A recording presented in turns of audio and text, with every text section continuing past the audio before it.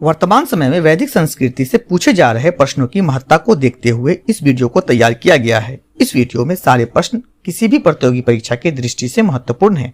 तो आइए शुरू करते हैं पहले प्रश्न। पहला प्रश्न है, निम्नलिखित में से कौन सा एक कथन ऋग्वेद में स्त्रियों के विषय में सही नहीं है? सही उत्तर है, वे युद्ध में सक्रिय भाग लेती थी।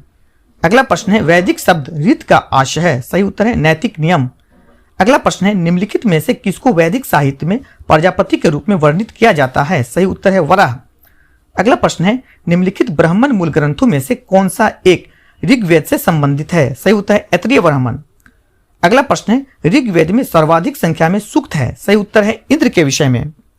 अगला प्रश्न है, वह वेद जिसमें संगीत का उल्लेख है। सही उत्तर है, सामवेद। अगला प्रश्न है, निम्नलिखित कथनों पर विचार कीजिए। कथन ए है, ऋग्वैदिक काल में राजा एक छत्र सम्राट था। कथन बी है, ऋग्वैदिक युग में सामंतवाद का जन्म हुआ। सी है, ऋग्वैदिक काल में पुरोहित सबसे महत्वपूर्ण पदाधिकारी था। सही उत्तर है, केवल सी।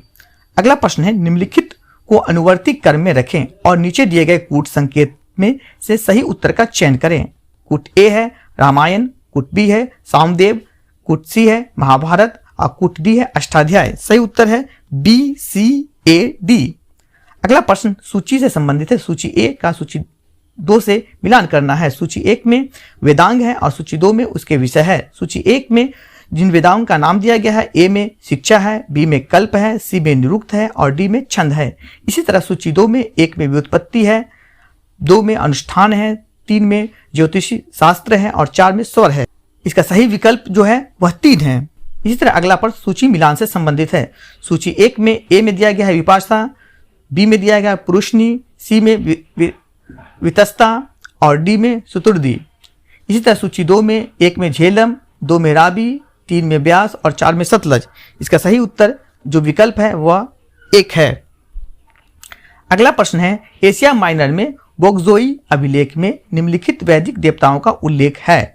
सही उत्तर है इंद्र, मित्र, वरुण एवं नात्स।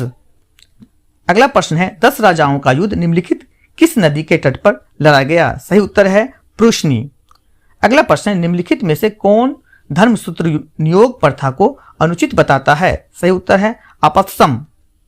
अगला प्रश्न है, उत्तर वैदिक कालीन पंचाल राज का प्रसिद्ध दार्शनिक नरेश था। सही उत्तर है परवाहन जैवली।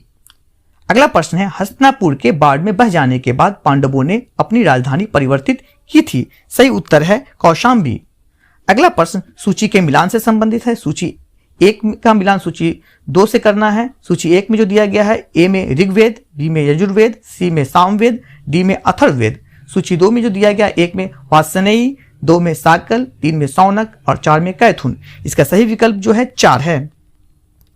अगला प्रश्न भी सूची के मिलान से है। सूची 1 में राज्य है जो जिसमें 1 में दिया गया है कुरु, बी में कैकई, 3 में काशी, डी में वात्सभूमि। इसी तरह सूची 2 में जो नरेश के नाम है, 1 में निश्चु, 2 में परीक्षित, 3 में अश्वपति, 4 में अजातशत्रु। सही विकल्प जो है 1 है। अगला प्रश्न, कृषि को बढ़ावा देने के कितने कारणों का ऋग्वेद में उल्लेख है? सही उत्तर है 4। अगला प्रश्न है, ऋग्वेद में पंचजन किससे घोषित करता है?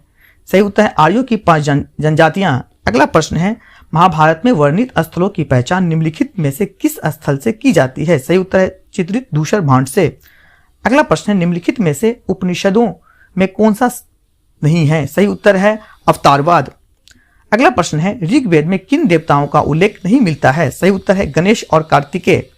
अगला प्रश्न, प्रसिद्ध गायत्री मंत्र किस धर्म ग्रंथ में है? सही उत्तर है ऋग्वेद में। अगला प्रश्न है, किस संहिता को ब्रह्म वेद कहा गया है? सही उत्तर है अथर्ववेद को। अगला प्रश्न है, वैदिक धर्म आधारित था। सही उत्तर है यज्ञ पर। अगला प्रश्न है, ऋग्वेद की प्रथम ऋचा किस देवता के प्रति है? सही उत्तर है वरुण। अगला प्रश्न है, औषधि वनस्पति के विषय में सूचना किस वेद में है? सही उत्तर है अथर्ववेद। अगला प्रश्न है, किस प्रकार के विवाह में शुल्क दिया जाता था? सही उत्तर है आसुर। अगला प्रश्न है, वैदिक धर्म में विकास की अवधारणा क्या थी? सही उत्तर है बहुदेववाद। अगला प्रश्न है, वैदिक बलि प्रथा के विरुद्ध प्रथम प्रतिक्रिया उपलब्ध होती है? सही उत्तर है उपनिषदों में। अगर आप इस चैनल को अभी भी सब्सक्राइब नहीं किए हैं तो कर लें ताकि यूजीसी नेट से संबंधित सही जानकारी आप तक पहुंच सके। धन्यवाद।